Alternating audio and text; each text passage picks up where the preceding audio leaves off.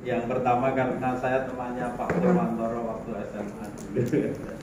Lalu yang kedua saya produser film, sutradara film, penulis naskah film.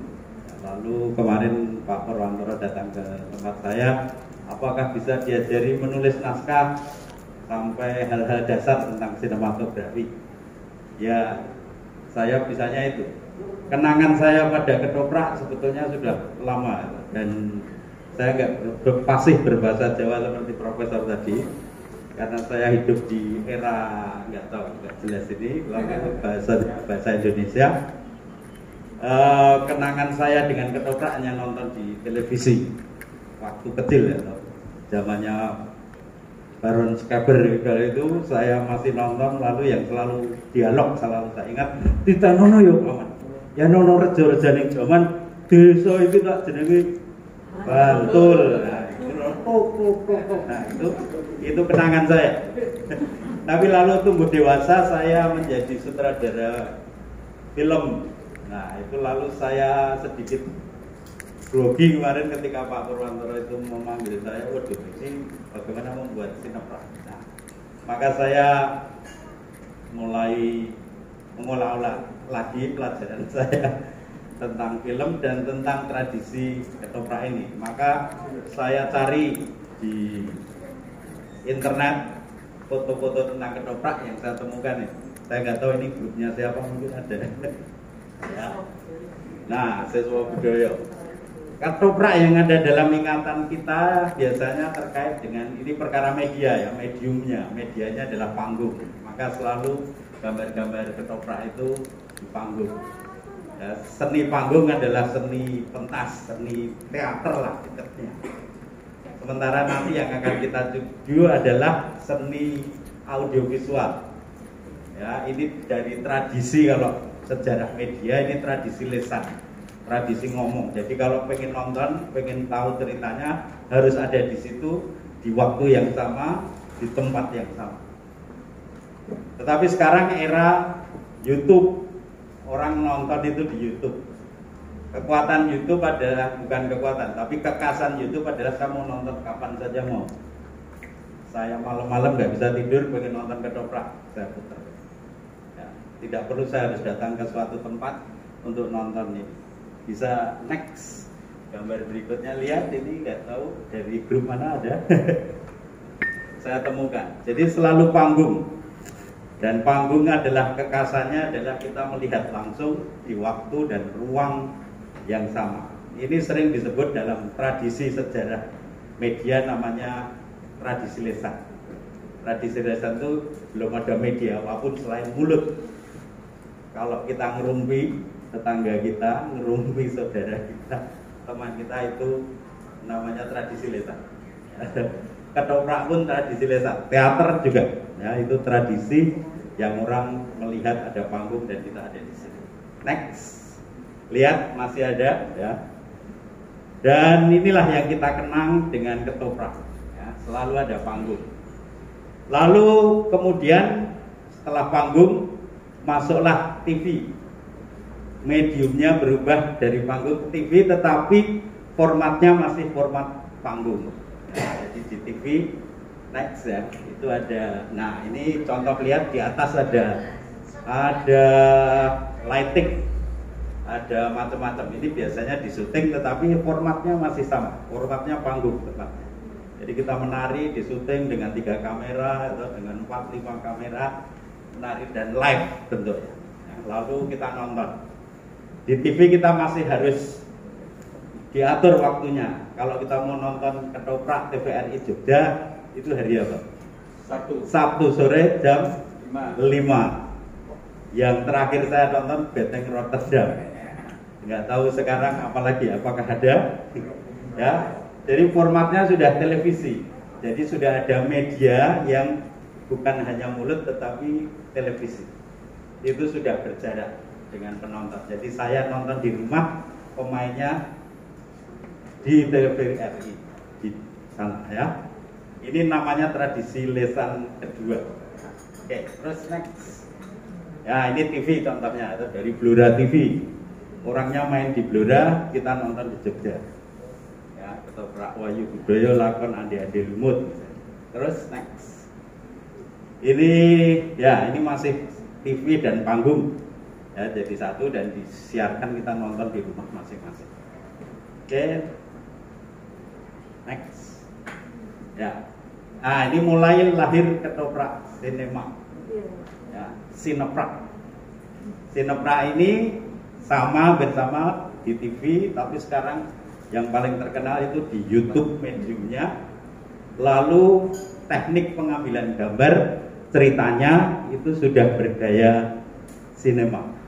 Nah, saya nonton Wengis karena dipameri Pak Purwantoro. Ini film saya, film ketoprak. Lalu apa bedanya ketoprak dengan film? Kalau itu jadinya sinoprak. Nah, ini contoh. Oke, next. Masih ketoprak sinema, sekarang muncul di mana-mana dan mediumnya adalah medium media sosial. Ya, media sosialnya yang paling terkenal saat ini ya YouTube gitulah ya. Oke, next.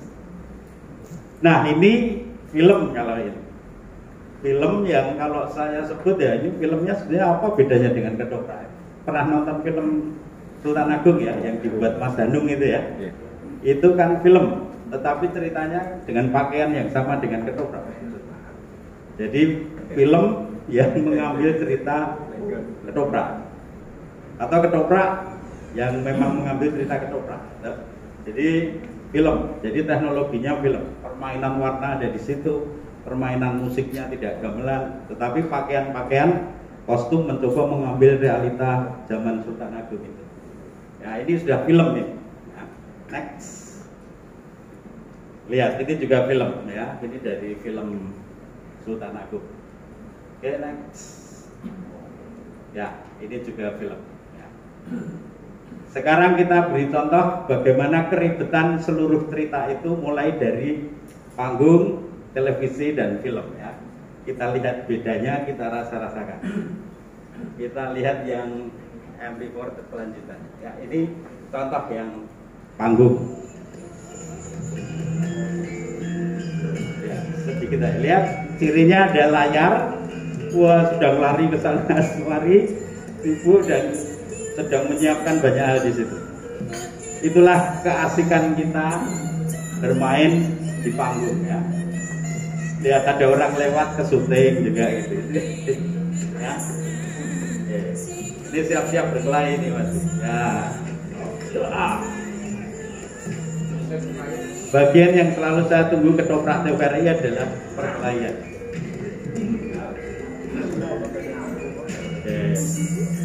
Oke, cukup. Next, kita lihat berikutnya. Nah, ini juga, ini diambil dengan kamera HP penonton. Nah, jadi goyang nonton dan tapi goyang terus ya. Jauh. Ya, kalau hanya dengan HP kita nggak dengar suaranya. Suaranya kita yang nyuting dengar, tapi kita yang di ruangan ini nggak dengar ya. Oke, next.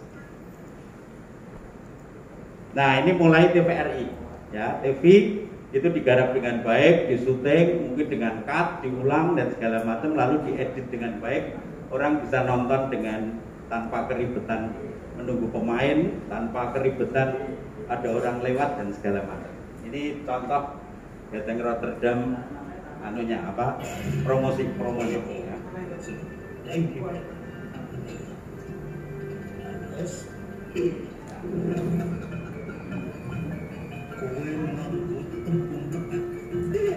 Ini sudah bergabung antara seni teater dengan audiovisual ya. Kekuatan audiovisual adalah Anda bisa mengambil close up ya.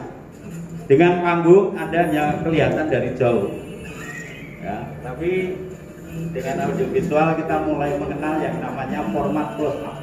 Jadi orang marah itu kelihatan, orang nangis itu kelihatan. Tapi di panggung tidak kelihatan, orang nangis itu nggak kelihatan, maka harus diungkapkan. Aku sedih. karena di panggung jauh supaya yang paling belakang dengar. Aku nangis, gitu ya. Itu hanya diekspresikan gitu. Tapi kalau itu di televisi, itu lalu jadi kayak sinetron. Aku sedih. Aku sedih itu ya nangis. Itu film. Ya. Aku sedih itu ekspresinya dikelihatan, gitu ya. Itu nanti masuk ruang film. Nah, kita nanti akan ngomong di mana kita bisa berkompromi, bagaimana nilai-nilai ketoprak masih bertahan, tetapi juga berkompromi dengan nilai-nilai sinema. Ini Beteng Rock udah. Next, apalagi? Nah, ini lihat, stop dulu. Stop dulu. Pernah nonton ketoprak Eropa? Ini ketoprak Eropa. Cerita tentang apa? Three Musketeers. Ya, tapi ini udah dalam bentuk film.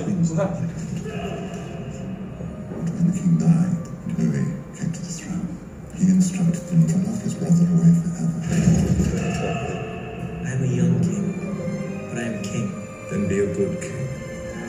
In an era of revolution, Your Majesty, there are riots in Paris. The next time there are rioters, shoot them. By royal decree, They have. one man's past was erased. If anyone sees this death, His appearance concealed. wear it until you die in it. Ya. Ini contoh. Kenapa saya sebut ketoprak? Karena ini cerita sejarah sebetulnya. Ini cerita tentang pasukan khususnya Raja Prancis yang Louis ke-14. Dia punya pasukan khusus namanya Three Musketeers. Ya, jadi 4 sekawan sebetulnya di dalam bahasa Indonesia dulu disebut. Dan dia punya pasukan khusus, lalu itu dijadikan cerita. Dan ini film bentuknya. Ya, ini sudah masuk sinema. Tapi kalau melihat pakaiannya untuk kembali ke masa lalu, itu sama dengan, mirip dengan ketoprak kita. Nah, sekarang kita lihat film yang sebetulnya mengambil cerita ketoprak, yaitu Sultan Agung yang dibuat Mas Hanung. Ini trailernya. Kenapa Kakang lebih memilih menjadi rakyat biasa sepertiku?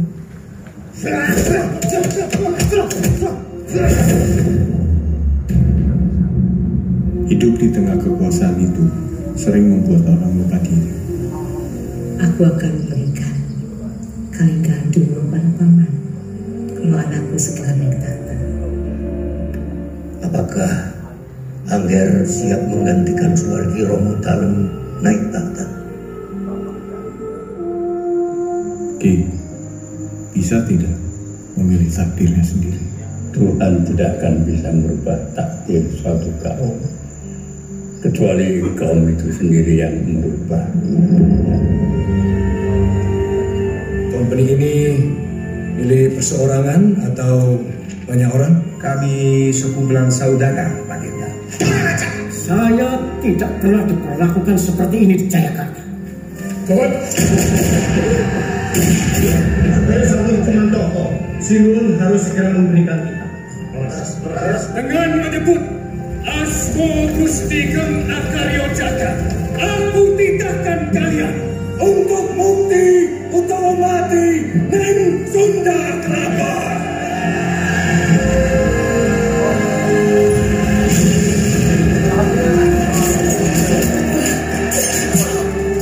Isi Budi, kau lo sing jadi korban. Bukan satu-satunya jalan keluar, Pak. Tapi satu-satunya cara agar kita tidak menjadi putra beberapa orang kita itu. Menawi wonten kepareng dalan, kersa menggaliaken malih perkawis menika. Penyerangan ke Batavia itu bukan untuk hari ini, tapi untuk ratusan tahun ke depan.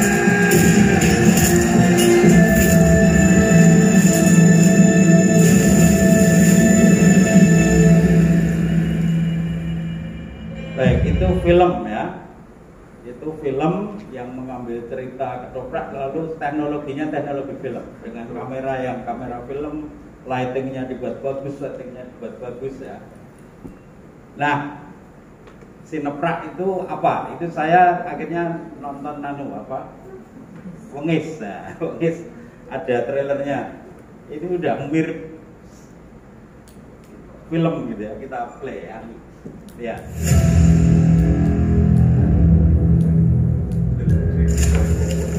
Lihat close up-nya, bagus banget.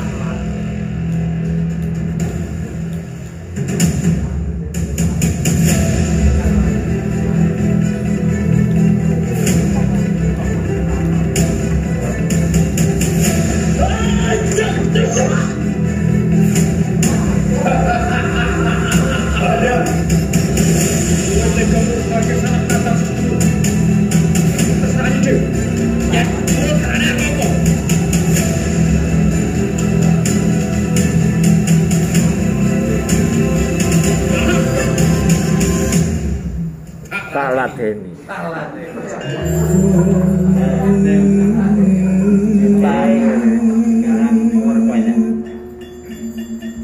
Baik, saya diminta untuk ngomong tentang bagaimana membuat naskah film gitu ya. Jadi sebelum sampai ke situ, saya ingin mengajak Bapak Ibu semua menyadari perubahan media yang terjadi, yang semula kita main di panggung, sekarang tiba-tiba harus main di YouTube, tiba-tiba harus main di ruang digital. Dan ruang digital itu yang nonton bisa orang Amerika, bisa orang Inggris, bisa orang Kutub Utara kalau ada internet di sana. Jadi ruang kita ruang virtual namanya. Maka saya menjuduli Ketoprak Goes to YouTube. YouTube itu yang terkenal saat ini, tapi tidak harus YouTube. Tetapi yang penting adalah kesadaran kita masuk ke ruang virtual, ruang digital yang luasnya tidak seluas panggung kita. Luasnya bisa sampai mana-mana. Dan teknologi yang dipakai adalah teknologi audiovisual, gambar, ya, dan suara dan musik tentu saja ya di situ. Kalau teater panggung itu adalah biasanya yang menjadi kekuatan dialog. Di dalam dunia audiovisual kekuatannya adalah ekspresi, kekuatannya adalah acting, kekuatannya adalah actionnya. Jadi kalau semua dikatakan itu lalu menjadi agak gimana gitu. Saya sedih, itu tidak usah diomongkan. Sedih itu nangis. Nah, mungkinkah Ketoprak berdamai dengan ekspresi semacam ini? Karena sejak kita alami Ketoprak itu selalu dengan kata-kata. Tidak nono ya paman, gitu ya. Itu yang selalu saya ingat. Jadi semua dikatakan. Ya, oke. Ketoprak goes to YouTube. Next. Mengapa dan bagaimana? Oke, next. Oke, terus.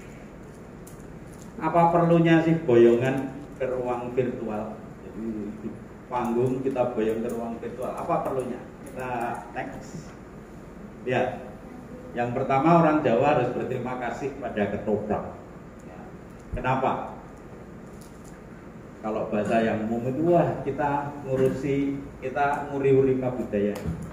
Itu bahasa yang paling umum. Lalu kalau nguri-uri budaya itu lalu biasanya ada kata sekedar. Wah, ini tidak hanya sekedar sebetulnya. Ketika Anda bermain ketoprak adalah pelaku kebudayaan. Jadi ketika Anda acting di depan panggung itu Anda sedang melakukan peristiwa kebudayaan. Ya, di situ ada sejarah yang dimainkan, di situ ada cara berpikir orang Jawa, cara berperilaku orang Jawa. Ya. Jadi ketika bermain ketoprak itu Anda mewakili kebudayaan Jawa untuk ditonton orang. Ya, bayangkan Anda main ketoprak di Paris. Apa yang mereka lihat? Mungkin tidak hanya jalan ceritanya, tetapi ternyata culture Jawa seperti ini ya. Kalau TV-TV kita sekarang dipenuhi oleh kungfu, film kungfu, kita lagi ngerti, ternyata ada tradisi Cina yang semacam ini. Nah, ketika kita main ketoprak, orang Jawa itu seperti ini. Jadi Anda sedang berkebudayaan kalau sedang main. Ketoprak adalah dokumen sejarah visual dalam bentuk cerita. Cerita itu storytelling yang disukai oleh semua orang. Dan ini dokumennya visual. Kalau kita nonton di panggung ya kita nonton secara live gitu ya. Itu dokumen sejarah sebetulnya.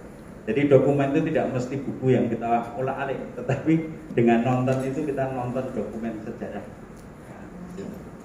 Ketoprak adalah penyambung cerita antar generasi.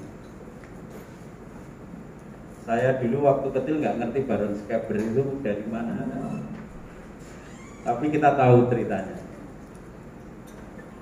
Saya kemarin teman saya di tempat saya mendapat beberapa waktu yang lalu diminta untuk membuat dokumenter tentang keris oleh Dinas Kebudayaan Jogja. Lalu kita terpaksa harus tarik mana ketoprak tobong yang masih hidup, lalu kita syuting. Ya, dan adegannya ada adegan keris yang kita ambil. Ya. Nah, kita baru tahu ternyata ada sejarahnya dan ini sebetulnya antar generasi mulai muncul di situ. Ya. Next. Nah, kita harus ngerti sejarah media. Jadi tradisi lesan itu tradisi yang kita ngomong langsung. Jadi belum ada media penyambungnya. Maka ketoprak itu ada di wilayah tradisi lesan gitu. Jadi kalau kita nonton langsung di panggung dan kita nonton ini tradisi lesan yang pertama istilahnya. Karena orang harus nonton di ruang dan waktu yang sama. Ya. Dan kita hanya dibatasi oleh ruang dan waktu itu. Dan medianya adalah panggung. Lalu lahirlah setelah itu tradisi buku, jadi tradisi tulisan. Buku itu dibaca, ya, maka novel atau tulisan-tulisan tentang ketoprak itu tetap penting didokumenkan. Itu tradisi buku. Lalu lahirlah tradisi lesan kedua ketika radio televisi muncul. Maka ada ketoprak radio, ada ketoprak televisi. Ya, tetapi saya harus memberi catatan saat ini meskipun kita masih nonton televisi, tapi TV pelan-pelan sudah mulai ditinggalkan orang. Ya. Kenapa? Karena semua orang pengen nonton YouTube. Kenapa nonton YouTube? Karena saya bisa mengatur waktu saya sendiri. Dan kalau saya ketinggalan karena hari ini harus ikut seminar ini, lalu besok saya putar masih bisa. Untungnya masih ada ikatan cinta ya, jadi masih nonton gitu. Ini lumayan menyelamatkan televisi, tetapi sebetulnya pelan-pelan TV akan ditinggal dan orang nonton YouTube. Ya, next. Oke, next. Apa perlunya boyong ke ruang virtual? Next. Nah, saya berharap semoga panggung ketoprak masih terus ada ya dan tidak pernah punah. Itu harapan saya. 2, next. Semoga buku-buku ketoprak dan legenda ketoprak masih terus ditulis. Dan sudah banyak buku tentang legenda cerita-cerita ketoprak, tapi juga ketopraknya sendiri ditulis. Next. Ini yang saya masalahkan. Televisi mulai ditinggalkan orang. Jadi mungkin siapa sekarang yang nonton hari Sabtu? Apakah masih banyak? Ya. Anak-anak muda mungkin tidak. Anak-anak Anda, cucu-cucuan Anda, apakah nonton? Nah, itu yang saya merasa televisi pelan-pelan mulai ditinggal. Next. Orang itu anak zaman now pengen melihat sesuatu tanpa diatur jam tayang. Itu yang membuat YouTube itu sekarang ditonton banyak orang. Jadi kapanpun saya mau, saya nonton. Nah, next. Nah, saya juga berharap semoga ketoprak televisi juga masih ada, diteruskan. Next. Nah, sekarang ini saya mau mengatakan tidak ada pekerjaan yang lebih ngetren selain menjadi content creator. Jadi semua orang sekarang berlomba-lomba menjadi content creator. Jadi membuat konten itu di sosial media, di YouTube. Saya termasuk YouTuber juga. Jadi iseng-iseng membuat wawancara di sana sini, saya naikkan ke YouTube. Lalu yang menentukan adalah viewer, subscriber. Nah, dan jam tayangnya dan segala macam dan komentar-komentar ya, gitu. Nah, produksi konten media, lalu menjadi YouTuber, kata kuncinya adalah eksis. Jadi anak muda zamannya ngapain sih? Itu ya mau eksis. Dan jika kita eksis, pengen eksis ya hadir di media sosial. Maka pertanyaannya, mungkinkah ketoprak juga eksis dengan cara hadir di dunia media sosial? Oke, next.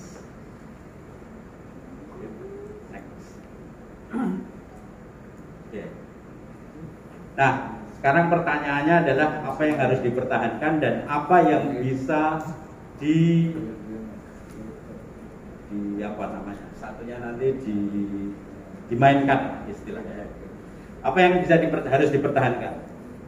Ini pertanyaan semua ya. Pakem ceritanya apakah bisa dimainkan? Legenda cerita sejarahnya apakah ini wajib dipertahankan? Ini pertanyaan untuk kita semua ya. Apakah perlu dipertahankan? Apakah kita boleh mengubah pakem cerita? Dalam wayang itu pakem cerita diubah-ubah itu bisa bermasalah besar. Tapi dalam ketoprak apakah bermasalah atau tidak? Ini yang bisa menjawab para pelaku ya. Sejarah. Tapi yang kedua pertanyaan, struktur ceritanya boleh diatur ulang nggak? Biasanya tadi Prof sudah cerita ya, ada yang linear. Jadi kalau cerita itu manut sejarah pasti tidak menarik. Harus diolah dikit, dijadikan storytelling. Dibuka dengan orang gantung dulu. Itu teknik film sebetulnya, teknik pembukaan cerita. Jadi pembukaan cerita harus membuat orang melek. Ada kejadian. Nah, jadi buatlah sebagai pembuka cerita sesuatu yang membuat orang, wih, apa nih? Ya. Kalau melihat film Sultan Agung, pembukaan pertama perkelahian itu tadi, yang tadi muncul. Ya. Jadi selalu pembuka itu sesuatu yang beda gitu ya. Nanti strukturnya saya ajari lagi. Next, cara bertuturnya, actingnya. Cara berteater panggungnya, apakah nggak bisa ditawar atau ini harus dipertahankan atau boleh berubah?